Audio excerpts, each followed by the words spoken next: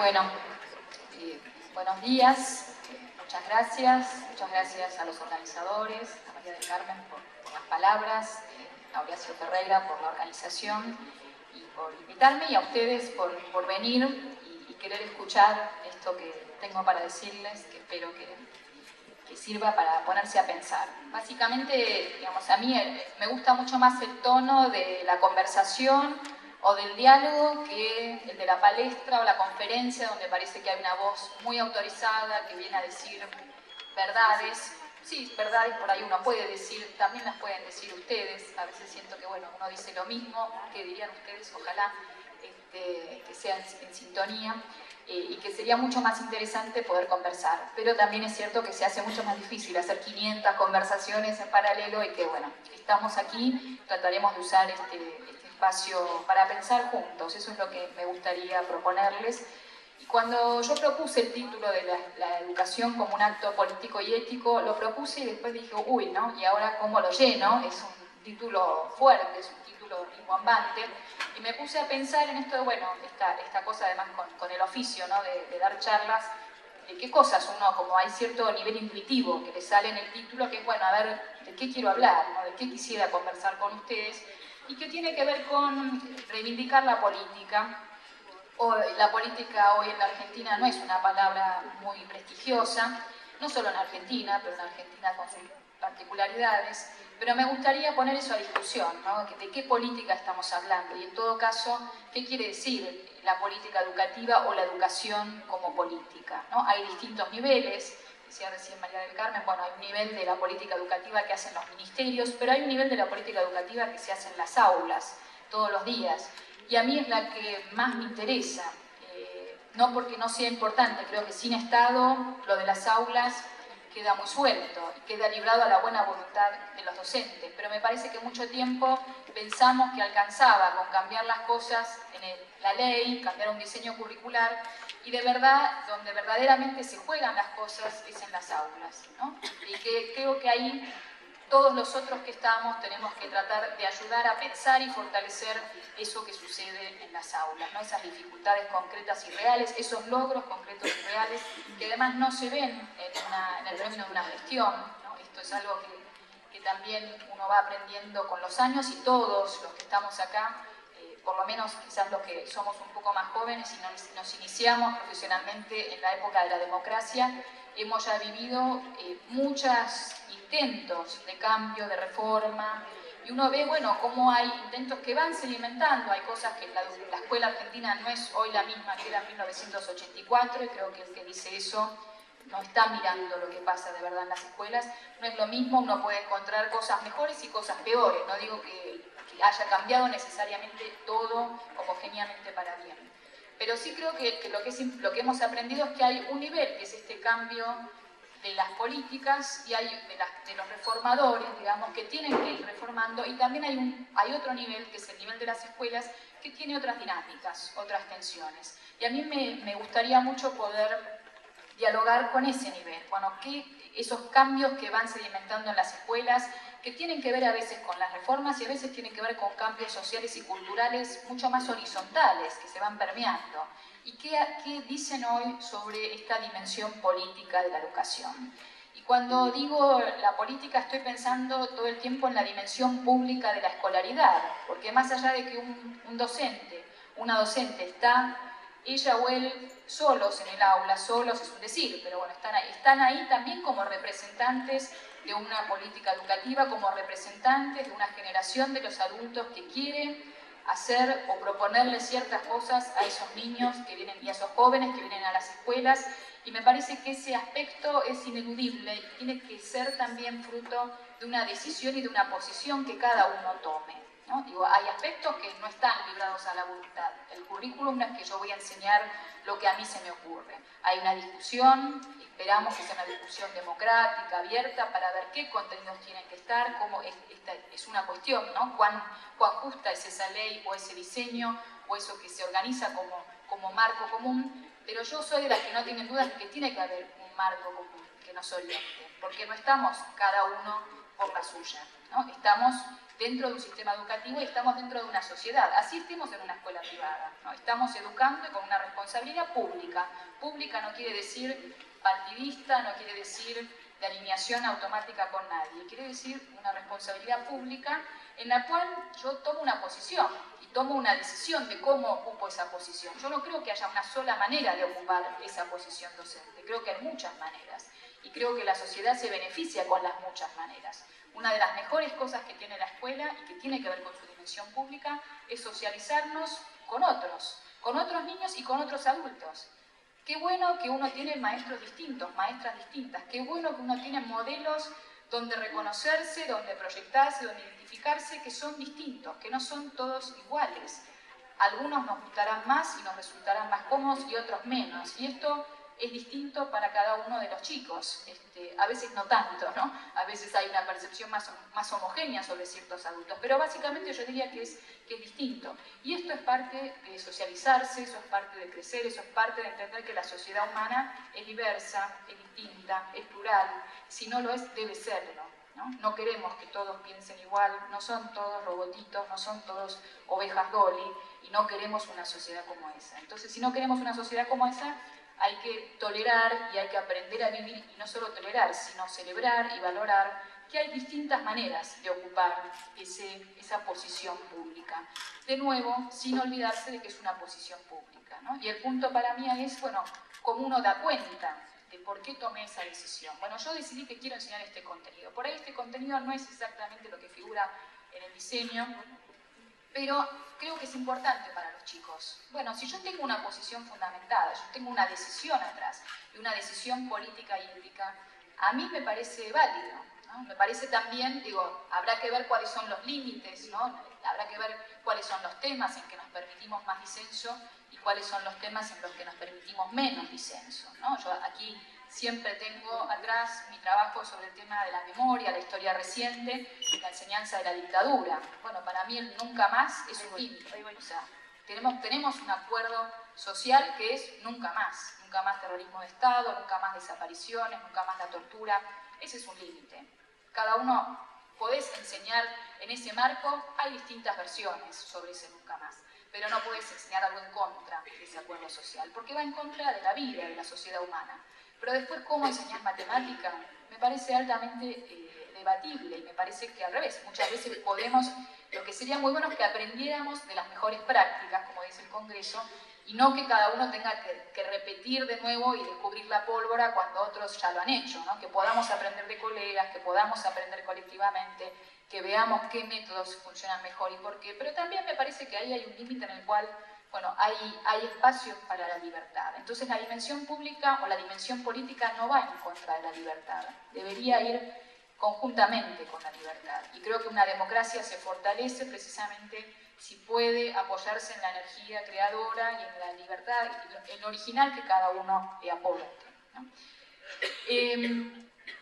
Ahí yo decía reivindicar la política, y es clarísimo que vivimos en el marco de una crisis de la política, de una crisis de los políticos, de todo el sistema político, que no nos aparecen muchas veces, la mayoría, como legítimos representantes o como personas que pueden realmente conducirnos al bien común. Creo que también hay una crisis de la idea de que la política soluciona los problemas, ¿no? Cosas que en otras generaciones uno tenía la confianza de que si había un cambio a ese nivel, las cosas iban a andar mejor. Hoy es más o menos, creo que hay una parte que seguimos confiando, pero hay otra parte que sabemos que va por otro lado, ¿no? Esta idea, bueno, ¿cuánto gobiernan los presidentes, ¿no? ¿Cuánto gobiernan o el poder legislativo? ¿Cuánto gobiernan otros factores de poder? ¿Qué pasa con los medios? Yo quisiera hablar mucho hoy sobre el tema de los medios, porque me parece que han cambiado mucho las reglas de juego de la democracia, de las sociedades, y la dimensión pública hoy, cuando uno convoca eso, uno convoca mucho a la audiencia, al público que forman los medios de comunicación,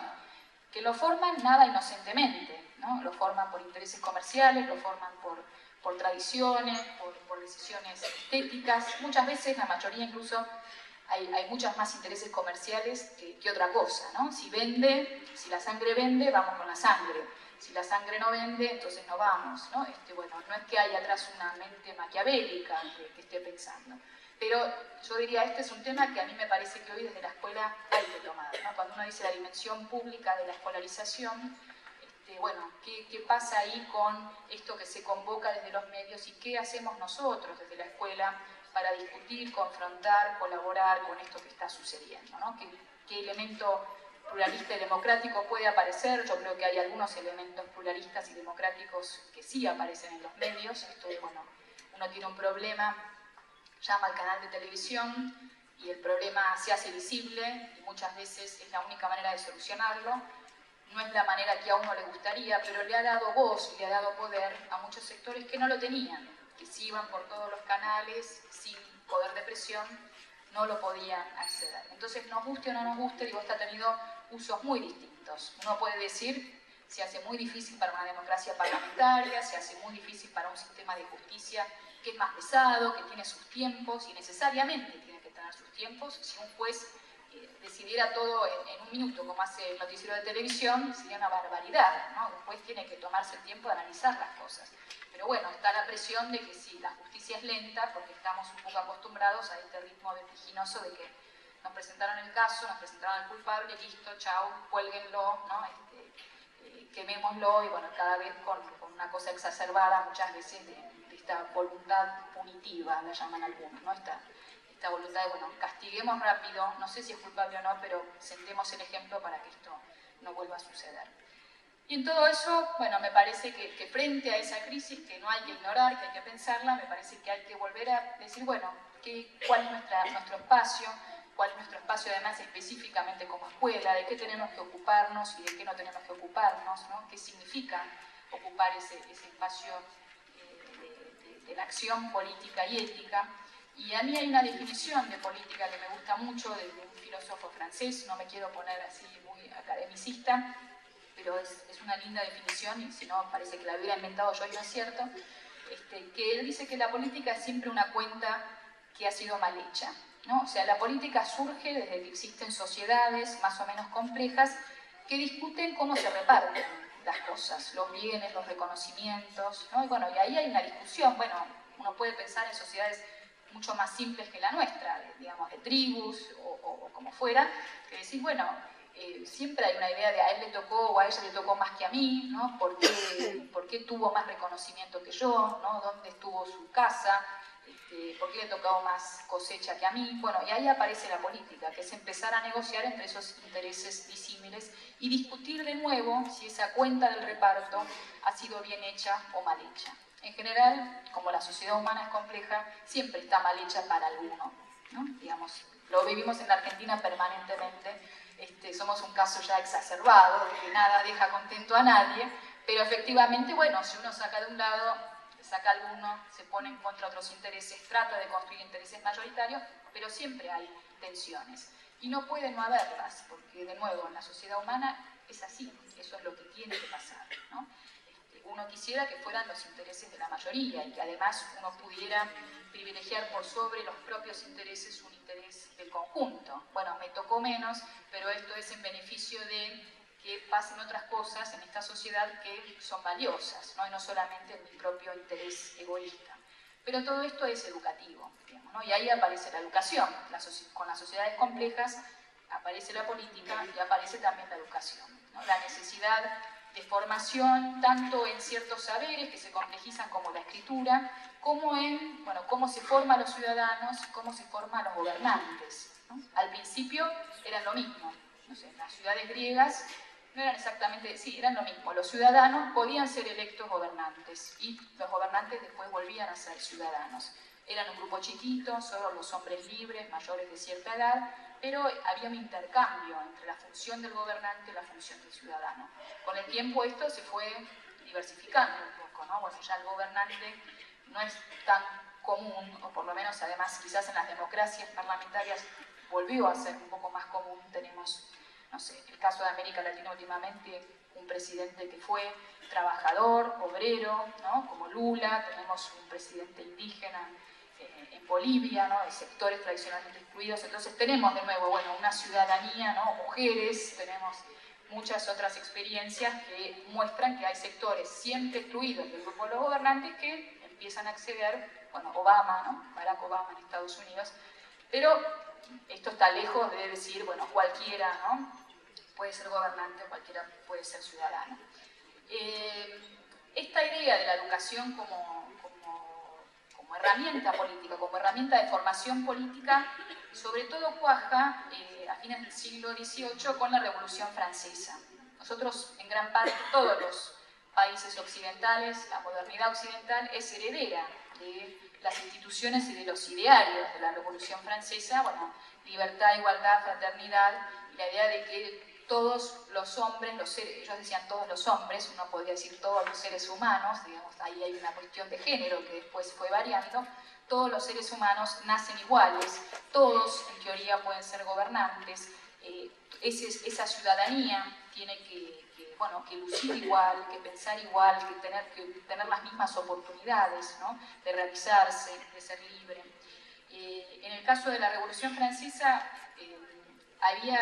las escuelas en realidad se llamaban casas de igualdad, y a mí eso siempre me resultó un elemento interesante, ¿no? Esta idea de que la institución educativa es pensada más que como la escuela, como la pensamos hoy, como un sistema total. En un punto era una manera de pensar bastante radicalizada en términos de la formación total de los individuos, un poco, bueno, arrancar a los chicos de las familias de chiquitos para que no se perviertan, y no sé qué sonó ahí, y ponerlos en estas casas de igualdad desde muy chicos para que salgan buenos ciudadanos, ¿no? Después se volvieron un poco menos extremos y dijeron, bueno, las escuelas de 6 años, de 4 años, ¿no? La escuela primaria, la escuela secundaria.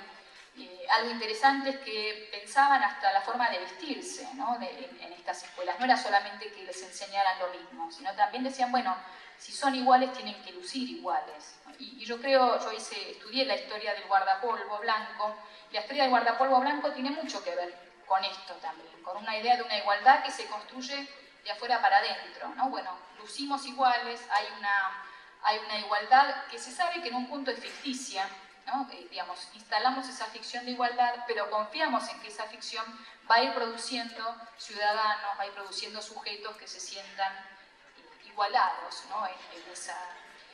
en esa misma manera de ser, de comportarse, de pensar, ¿no? La forma de pensar lo público en una forma muy homogénea. Yo decía antes lo de la institución total, en un punto era una visión un poco totalitaria desde nuestra perspectiva hoy, ¿no? En el siglo XVIII se oponían al absolutismo, que era todavía más totalitario porque el rey ahí podía decidir si te quería matar, torturar, violar a tu mujer en la primera noche de bodas, digamos, tenían derecho de pernada, digamos, era un poder total y absoluto del rey. Bueno, y aquí los revolucionarios instalan otra cosa, ¿no? Y la pelea es con eso. Pero desde hoy decimos, bueno, no, esta idea de igualdad homogénea, de que sean todos un poco cuadrículas, ¿no? Personas que se ponen en una cuadrícula, que no importa mucho quiénes son, sino moldearlos y que ya no se note su individualidad, es una idea bien de esta época. Y la escuela toma mucho de este diario, ¿no?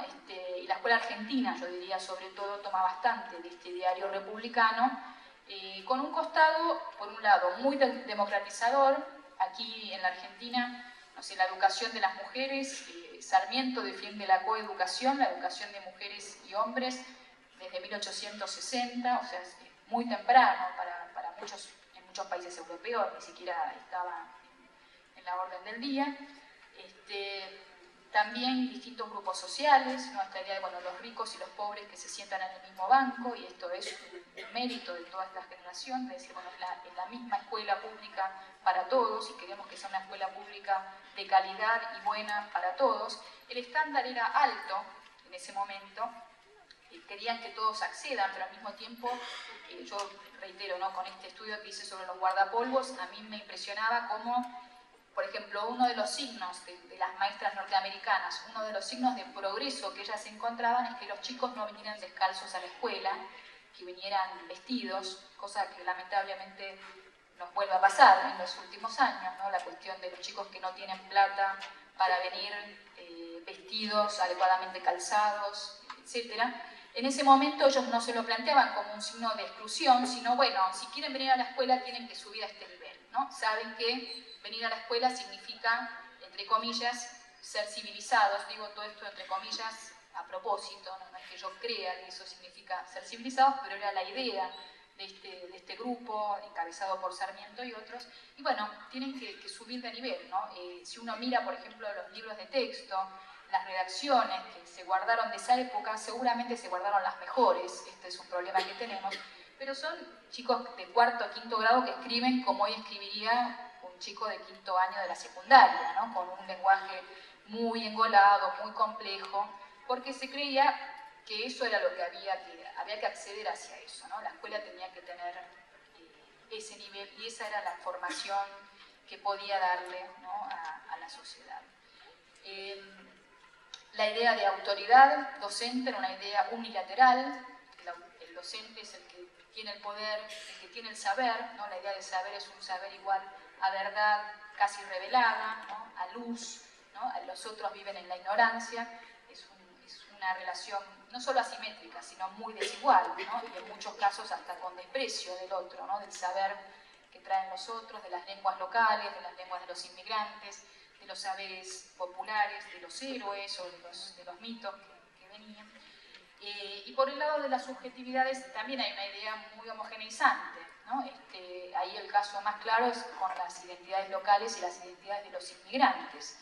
Me acuerdo de una lectura en un libro de texto, creo que era de 1906, de Andrés Ferreira, que había una discusión era una lectura como en tres partes, ¿no? De una pequeña historia de un chico que veía un retrato de San Martín en el aula y le preguntaba a la maestra, ¿y este señor quién es? Este señor es el padre de la patria. ¿Cómo se llama? Se llama San Martín, y este niño que va a su casa y ve un retrato en la pared y le pregunta al padre, ¿y este señor quién es? Es el padre de la patria. ¿Cómo se llama? Garibaldi. Bueno, el padre era italiano, ¿no? Y pensaba que había otra patria y otro héroe. Y el tercer momento de esa lectura es, bueno, que va a la escuela y le dice, pero en mi casa está Garibaldi. No, entonces la docente le dice, vos tenés que decirle a tu papá que vivimos en la Argentina, tiene que sacar el cuadro de Garibaldi, ¿no? Y poner el de San Martín, que esta es nuestra patria, ¿no? Esta es la Argentina, vive acá en la Argentina, etcétera, etcétera. Y siempre desde que lo leí hace ya bastantes años, mi pregunta fue, bueno, ¿por qué no los dos? ¿No? ¿Por qué ese Estado pensaba que había que bajar a Garibaldi para que subiera a San Martín? ¿No? ¿Por qué no podía mantener ese padre italiano su afiliación con el republicanismo? Además de todos, Garibaldi no era tan malo, digamos, entre nosotros, ¿no? Como héroe era bastante mejor que muchos otros que se proponían, y tenía que bajar para que subiera a San Martín, ¿no? Había ahí una idea muy homogeneizante, ¿no? Y muy autoritaria, creo que hay que decirlo así, ¿no? Tenía esta otra lista democrática de inclusión, pero en este sentido era muy autoritaria.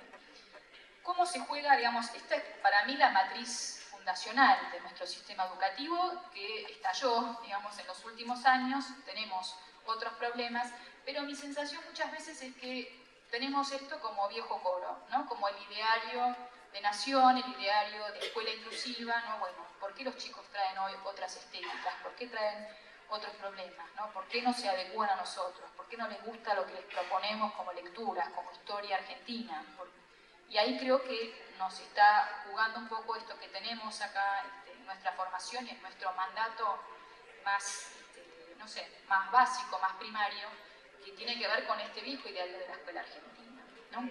Yo decía antes que, bueno, que por un lado que estalló, hice la introducción pensando en qué pasa hoy con esa esfera pública y lo dije muy rápidamente. Me gustaría detenerme en la segunda parte de la charla. Bueno, si ya no es entonces educar al ciudadano como lo imaginaba Sarmiento, bueno, ¿qué es hoy educar al ciudadano? ¿Renunciamos a educar al ciudadano y nos dedicamos a educar personas, entre comillas, como se dice ahora? Nos dedicamos, y a mí ahí me preocupa cierta difusión de pedagogías y psicologistas que creen que la única explicación o la única fundamentación de una pedagogía es la psicología infantil. Por supuesto que es muy importante ver qué hacen los chicos, cómo lo hacen, qué pueden hacer, qué podemos proponerles para desafiarlos. Nuestra tarea tiene que ver con el conocimiento. Pero no solo eso, digamos, hay que seguir pensando en esta dimensión pública de la escolaridad, ¿no? Y así no pensemos, digo, así no sea una decisión consciente, contribuimos a esa dimensión pública. Por ejemplo, no haciendo nada, ¿no?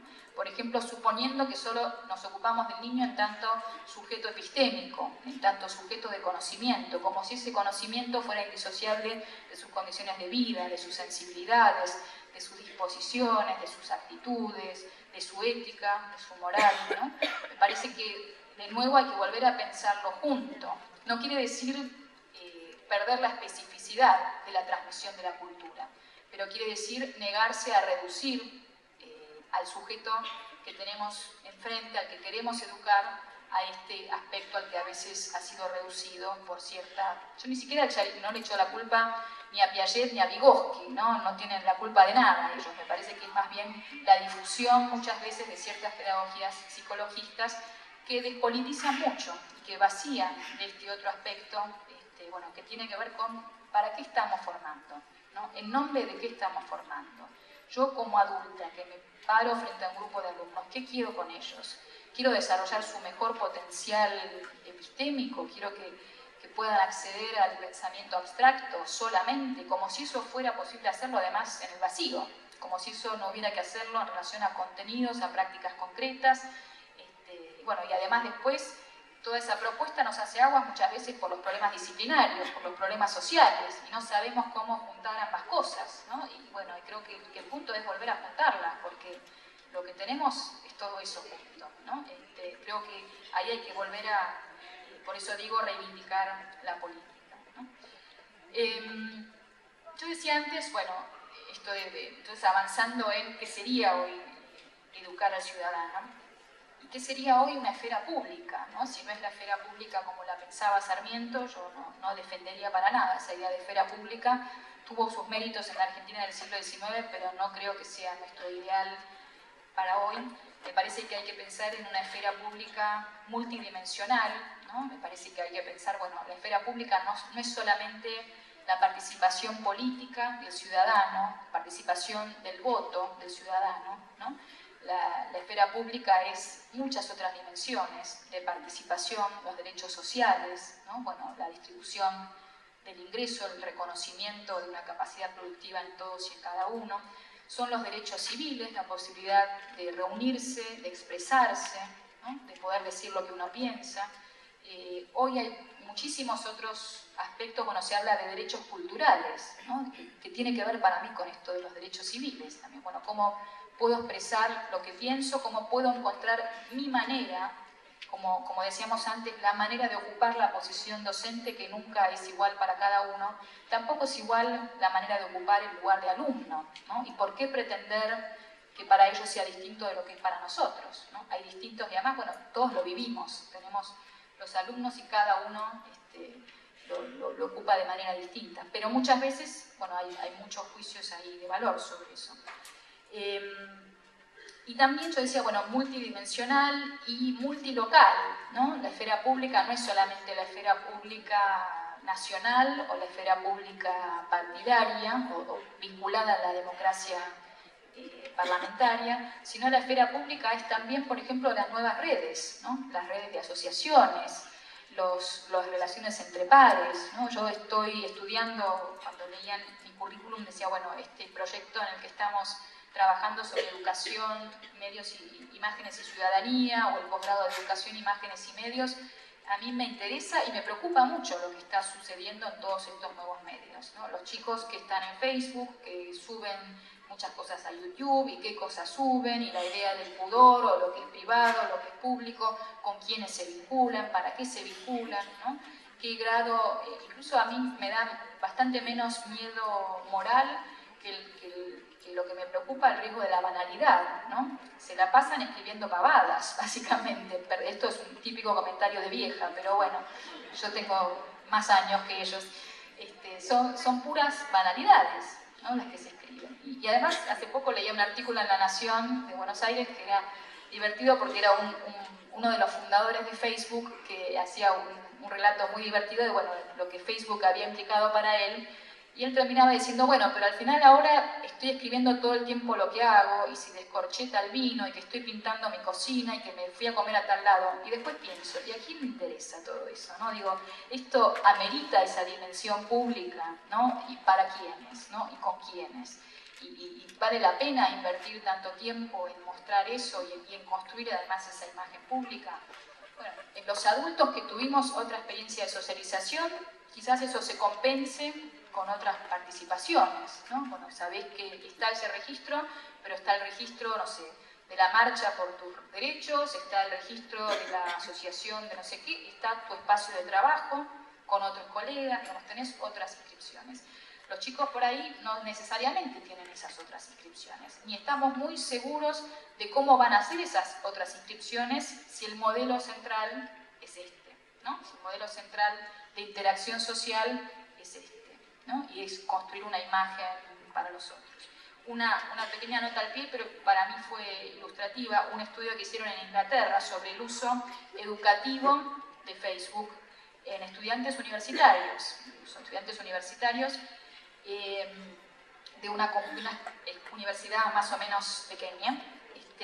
Un investigador, esto está bueno porque el tipo se puso a estudiar durante 6 meses qué es lo que escriben los 800 estudiantes universitarios en Facebook, cuánto de eso es educativo, cuánto se vincula a los cursos, ¿no? No sé, analizó como 600.000 entradas, que vos decís, pobre señor, lo que tuvo que aguantar. De esas 600.000 entradas, algo así como 3.000 eran educativas, o sea, una parte ínfima, y esas entradas educativas en general eran hablar mal del docente, ¿no? Cosa que haríamos en los pasillos. No era nada grave, era decir, mirá la tarada esta lo que dijo, o aquel que no vino, o tarde, digamos, las mismas cosas que uno como estudiante hizo y dijo en los pasillos, están ahora, bueno, es el nuevo pasillo, Facebook. Me pasaste el apunte para la prueba, ¿no? Alguien hizo esta pregunta del examen. Bueno, las mismas cosas que se resolvían antes por otras vías, en vez de hablar por teléfono, en vez de encontrarte en la calle, se resuelven por Facebook, ¿no? Entonces, en un punto, a mí el estudio me pareció, por un lado, interesante para ver, bueno, en qué se gastan el tiempo los chicos. Lo más interesante es todo eso que no es educativo, ¿no? Bueno, ¿en qué estuvieron los 600.000 casi entradas? ¿De qué cosas hablaban? ¿No? Y para quién hablaban. Pero además, este estudio complementaba con entrevistas. Y los chicos no es que eran malos estudiantes. Había muchos que eran excelentes estudiantes. Pero eso no aparecía en Facebook. ¿Por qué? Porque la imagen del buen estudiante, no, es el traga, es el idiota. No voy a escribir cuánto que estudié para la prueba en Facebook, porque inmediatamente voy a recibir una sanción social de mi grupo de pares, porque eso no está bien visto.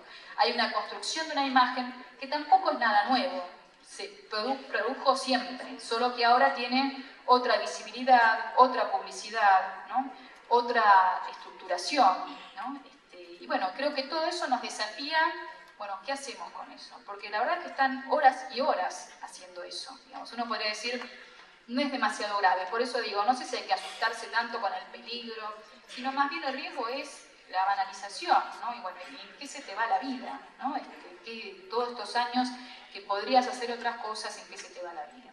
Al mismo tiempo, cuando digo estas cosas, creo que hay que cuidarse mucho de no tener comentarios gerontocráticos, de no decir, no, en nuestra época era mejor. Nosotros sí estábamos preocupados por los temas en serio, marchábamos por, no sé, por los derechos que queríamos, por la democracia, contra la dictadura, o por lo que sea, o por la reforma universitaria, y en cambio ellos no. Y no es así, digamos, ¿no? También hay perspectivas y producciones muy interesantes. Pero creo que todo eso convive, ¿no? Y que creo que esta cuestión de la imagen es una cuestión de las imágenes y de la imagen propia de los demás, es una cuestión que habría que pensar mucho más y trabajar mucho más, sin prejuicios, ¿no? Pero decir, bueno, la imagen corporal también es algo que a mí me preocupa mucho, ¿no? Bueno, esta educación sobre todo de las mujeres jóvenes, la búsqueda del cuerpo perfecto, la anorexia, la bulimia, el tremendo peso social de vos sos la gorda del grado, vos sos la fea. Las chicas, no sé, esto en la ciudad de Buenos Aires es bastante común, el ranking de las chicas lindas y las chicas feas.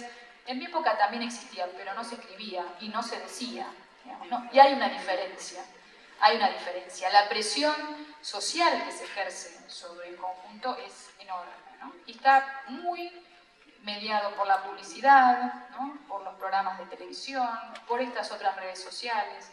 Y ahí la escuela, ¿dónde está mirando? ¿No? ¿Qué está haciendo? Y vuelvo ahí un poco a esta idea del sujeto epistémico pensado tan aisladamente. Es que podemos enseñarle solamente a ese sujeto epistémico sin pensar que ese sujeto tiene un cuerpo, sin pensar que ese sujeto tiene una identidad que se está construyendo, sin pensar que ese sujeto vive en una sociedad que impone ciertas cosas.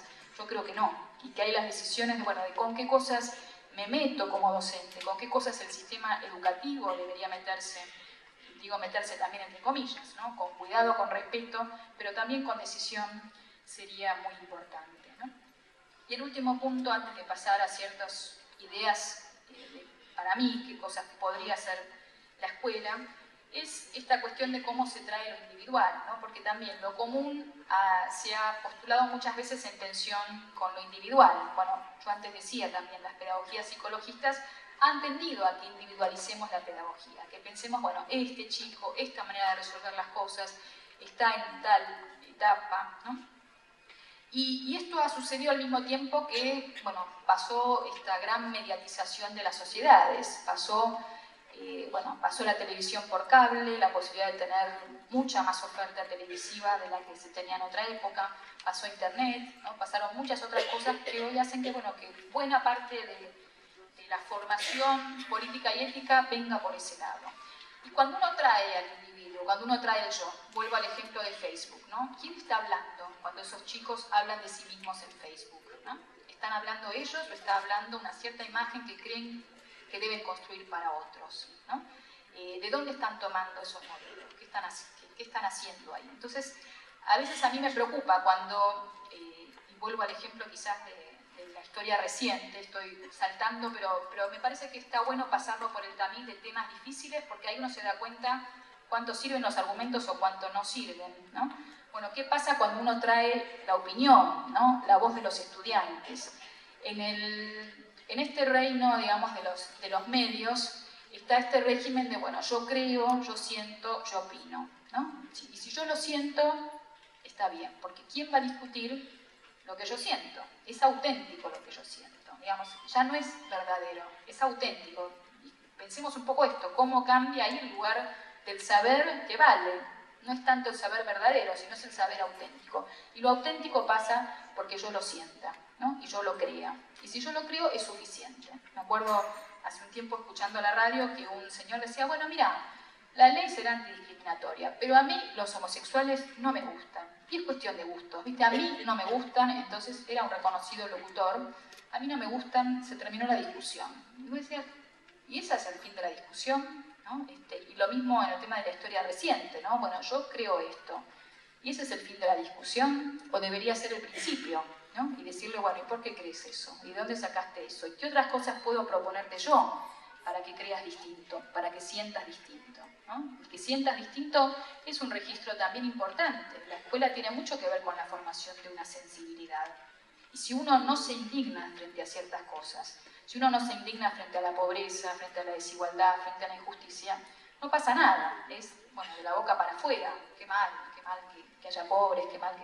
Pero bueno, creo que el verdadero aprendizaje, de nuevo acá vuelvo a mi discusión con ciertas pedagogías psicologistas, más que psicologistas por ahí de cierto constructivismo malentendido, es que, bueno, digo, es un conocimiento que no es solo intelectual, es un conocimiento, yo diría que es de las tripas, ¿no? Digo, te tiene que doler el estómago, tenés que estar al borde de las lágrimas, tenés que conmoverte, y de verdad, y no ficticiamente, ¿no? Al mismo tiempo, bueno, de nuevo, este registro es el que más convocan los medios, son unos genios para convocar ese registro, y se vuelve difícil, bueno, y de ahí cómo seguimos, y de ahí cómo se construye una dimensión pública de todo esto. Vos crees eso, vos sentís esto, pero eso no es el fin de la cuestión. Tendríamos que ver, bueno, cómo ponemos eso en discusión, en confrontación, en diálogo, con otras historias, con otras experiencias, con otras voces, también teniendo en cuenta que esas voces son mediadas, ¿no? Han sido producidas por otras voces a su vez, ¿no? Pienso, digamos de nuevo, ¿no? En este registro individual, cuáles son los modelos que hoy toman los chicos para hablar de sí mismos. El de la cultura de las celebrities, ¿no? De las celebridades, que dicen cualquier pavada, de nuevo, ¿no? Pero que son celebridades. Uno muchas veces les pregunta a los chicos, ¿qué querés ser? Y te dicen famoso, ¿no?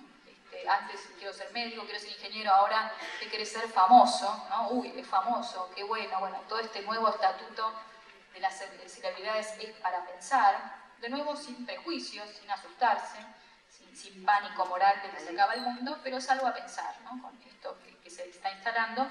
Y el otro registro que traen también es el de los reality shows, ¿no? Bueno, que ahí es otro reino de la banalidad, ¿no? De que contamos lo que nos pasa, el deseo, ¿no? El desempeño, pero bueno, ¿qué hay de carnadura, ¿no? En esa experiencia humana?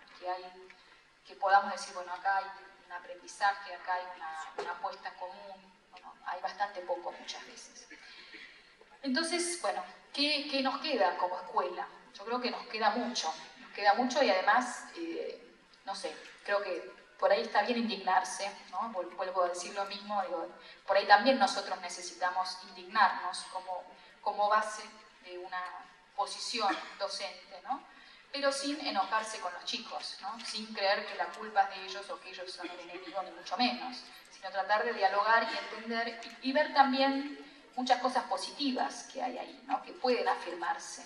A diferencia de nuestras generaciones, pueden afirmarse mucho más que nosotros, ¿no? Pueden pedir más, saben mejor cuáles son sus derechos, pueden admitir, muchas veces son mucho más tolerantes que nosotros, ¿no? Pueden admitir una diversidad de modelos bastante superior, no digo todos, pero algunos sí.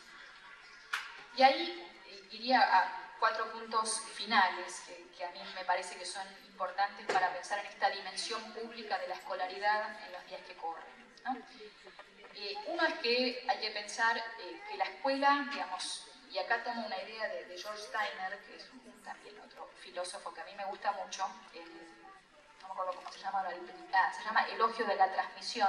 Es un libro muy lindo para docentes, para todos, que es una conversación de este filósofo, crítico, más que filósofo, él es un crítico literario, pero que se volvió filósofo, con una profesora de literatura de un barrio pobre de París, ¿no? Y entonces es bueno, a ver qué tiene este señor tan formado que decirle a esta profesora que está todos los días batallando con el lenguaje, con la literatura, con los chicos pobres en París, los inmigrantes básicamente, ¿no? Que además no hablan bien el francés, etc.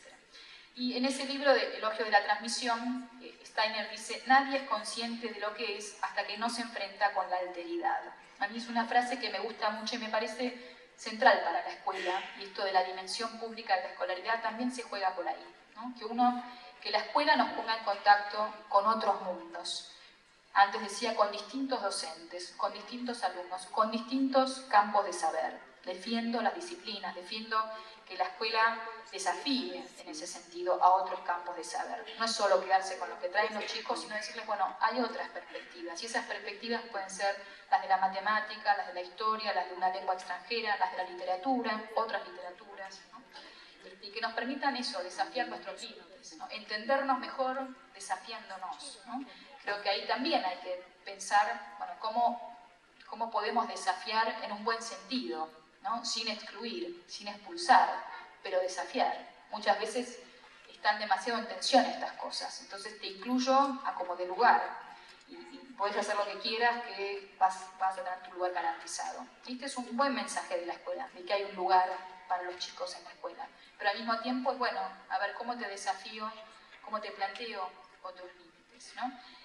Y que eso también para mí tiene que ver con un diálogo con la tradición presente y futuro, ¿no? A veces también nos quedamos mirando demasiado para atrás, y solo miramos para atrás, cuando habría que ver también cómo dialogamos más con lo que está pasando hoy y con perspectivas de futuro, ¿no? En segundo lugar, a mí me parece que hay una idea que instalan los nuevos medios que es interesante, pero que habría que radicalizar un poco más, ¿no? Que es esto de la gratuidad, ¿no? La libre circulación, la gratuidad, y que hay mucho que tiene que ver, bueno, ahí con lo que gratuitamente enfrenta la escuela, ¿no? Para mí la escuela puede ser un espacio de mucha protección para los chicos, y ojalá que lo sintieran así, desafío y protección. Por ahí esa es también, son elementos en tensión, no digo que no, pero son elementos de una tensión que vale la pena armar bien, ¿no? La escuela, digamos, frente a toda esta presión de tengo que armar una imagen, tengo que desempeñarme bien, el mundo es cada vez más salvaje, Bueno, la escuela es un espacio con tiempos más tranquilos, en principio. Puedo equivocarme y puedo recuperar, el recuperatorio, ¿no? Puedo volver a intentarlo. Estoy ahí para aprender. Es una posición más descansada que la que ocupan hoy los jóvenes, sobre todo en muchos otros lugares. Y muchos niños, que tampoco hoy ocupan la infancia de la manera, digamos, los niños de sectores populares, como dice Mariano Narodowski, esto de la infancia desrealizada, ¿no? Es una infancia que es poco infancia, es una infancia de arreglarse solitos desde muy chiquitos. Bueno, la escuela debería ser un lugar de protección en ese sentido y de dar gratuitamente esa protección, esa posibilidad de equivocarse, ese tiempo de equivocarse, ¿no? Ese tiempo de ser niños o de ser jóvenes, ¿no? El tercer punto es dar más claves para entender esta experiencia común que es cada vez más opaca, ¿no? Es más opaca porque está cada vez más fragmentada y es cada vez más veloz. A mí, no sé, un dato que me impresiona es YouTube se creó en diciembre del 2005, ¿no? Es muy reciente, si uno lo piensa. Y lo que creció Facebook es más o menos de esa época, ¿no? Y para muchos chicos hoy es imposible pensar un mundo sin YouTube y sin Facebook. Para nosotros, la mayoría de nosotros es perfectamente posible y vivimos sin ellos muy contentos. Pero hay que entender, ¿no?, que ahí se juega mucho de sus subjetividades, de sus saberes, ¿no?, de las cosas que aprenden, de los saberes que circulan. Y me parece que en este punto hay que darles claves para entender. Es un mundo que estalló, que se multiplicó, digo, se pluralizó. En YouTube uno encuentra todo, encuentra cosas bárbaras. Uno va a buscar cine clásico y está todo. Va a buscar documentales inhallables y están ahí. Va a buscar el video casero y está ahí. Y eso es fantástico. Piensen en una biblioteca gigante, digo, la biblioteca de Borges, digamos, bueno, no digo que nada es infinito en la vida ni la sociedad humana, pero indudablemente tenemos un archivo 1000 veces más rico. Pero ¿qué podemos buscar ahí? ¿Qué sabemos buscar ahí? ¿No? En ese sentido, digo, dar claves para entender eso, ¿no? Y es pensar en la confiabilidad de la información o en jerarquizar la información, pero es también ver qué sentidos se construyen, ¿no? Nosotros rápidamente lo ponemos, bueno, fíjate si la información es verdadera o no, pero no es lo único que hay que discutir con los chicos, ¿no? Sino también, bueno, qué cosas aprendés de eso, ¿no? Con quiénes te vinculás. Y ahí hay algo que también interviene y que va muy en relación a lo público y lo individual, ¿no? Y esto está un poco en contradicción, que bueno, que las pantallas cada vez se individualizan más. Cada uno con su computadora, cada uno con el celular. Piensa en el celular, las computadoras a la escuela van a tardar en llegar, porque es una inversión grande, digo, una computadora por alumno, y yo creo que hay que discutir si vale la pena una computadora por alumno.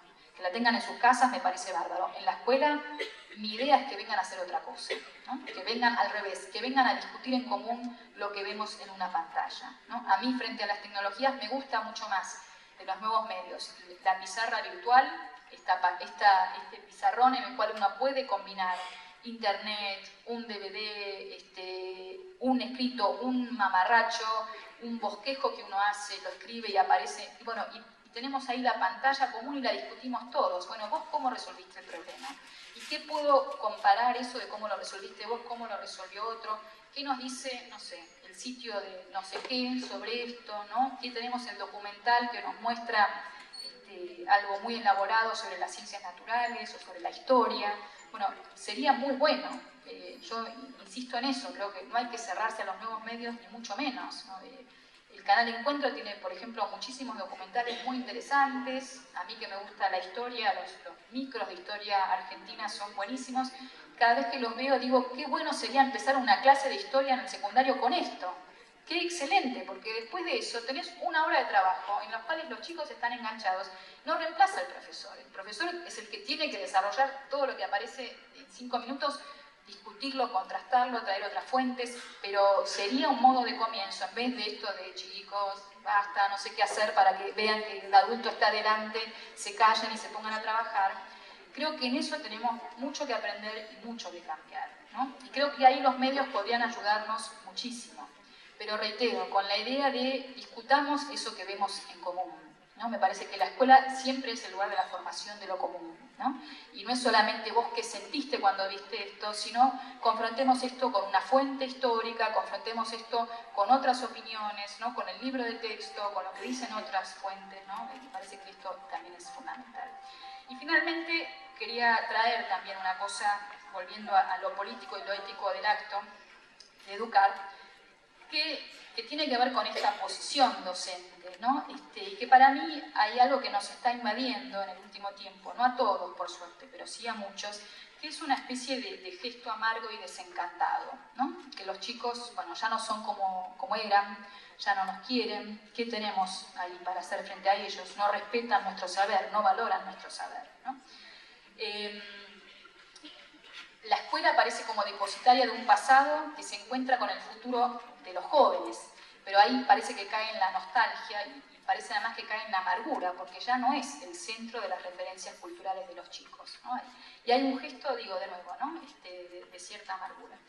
Y ahí quería traer, y le robo a un filósofo español que se llama José Luis Pardo, que escribió en el 2007 una ponencia que a mí me gustó muchísimo, que se llama Mother and Child Reunion, él es español pero lo tituló en inglés, la reunión de una madre y un hija, que tiene que ver con la transmisión intergeneracional y que creo que también es lo que está en juego en este momento, ¿no? En que parece que los chicos nos dan patadas, que no nos reconocen, que no nos valoran, nosotros nos enojamos, porque ya no estamos ahí en ese lugar sagrado en el que supuestamente deberíamos estar.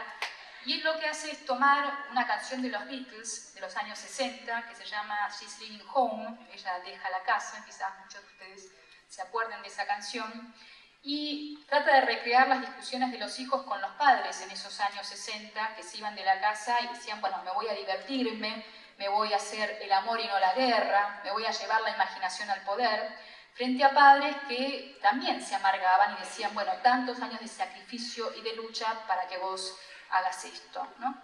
Y él compara esa escena de confrontación intergeneracional con la escena actual, en la que a muchos chicos les cuesta salir de la casa por miedo al mundo, en la que parece que los padres, que muchas veces son esos chicos que crecieron escuchando a los Beatles, no pueden transmitir otra cosa que no sea el desencanto o la amargura, que no tienen palabras para ofrecer frente al dolor o las guerras porque renunciaron a pensarlas, como no las puedo cambiar, no las quiero pensar. Que muchas veces solo balbucean que te diviertas o cuidarte, ¿no? Digo, estas dos cosas que uno le dice a los chicos, bueno, divertite o cuidate, y Pardo dice, ¿y no habrá otra cosa más para decir, pasala bien o cuidate? No podemos decir otra cosa más. Y él entonces escribe una hipotética carta de una madre a su hija que seguramente se va a ir de casa. Y él dice, bueno, en algún momento esta hija que ya está crecida y se resiste a irse, y qué cosas tendría una madre o un padre para decirle hoy a esa hija, ¿no? Y es muy lindo, y voy a leerles este fragmento. Dice, yo bien podría decir que mi vida no ha tenido ningún valor, que todo ha sido en vano, que todas las empresas en las que me empeñé han fracasado, que mis congéneres destruyeron cada una de mis esperanzas. Bien podría decirlo si no fuera porque, al menos una vez, vi unos ojos en los que brillaba una verdad distinta de la masacre y la mezquindad. Y ese solo instante ha valido por toda mi vida y ha convertido en nada todos mis desengaños y decepciones. Y me enseñó a reírme con desprecio del sacrificio, la lucha por la vida, el sagrado valor del trabajo y la humillación o la exaltación de la guerra. Y me recordó el valor de la felicidad. Esos ojos, querida, son los tuyos que me encuentro ahora cuando estoy de vuelta y que me recuerdan qué era lo que yo mismo buscaba el día que abandoné la casa de mis padres. Así que si no te digo nada, al menos cuando nos crucemos en el camino, vos de ida, yo en el de vuelta, si percibís en mis ojos un temblor insensato de felicidad y de esperanza, un imperdonable deseo de detener la historia y de declarar condonadas todas las deudas, no olvides que eres tú quien nos iluminó con esa luz y búscala allá afuera, porque si la encuentras podrás fulminar con ella a quienes quieran hacerte desdichada. A mí me parece un párrafo hermoso y digo, bueno, ¿qué lugar les damos, ¿no? Sin amarguras, con generosidad, con esta confianza, que no es una confianza tonta, es una confianza de ese valor de las miradas, ¿no? De la humanidad, que me parece que es lo que tiene que afirmarnos en el día a día. Muchas gracias.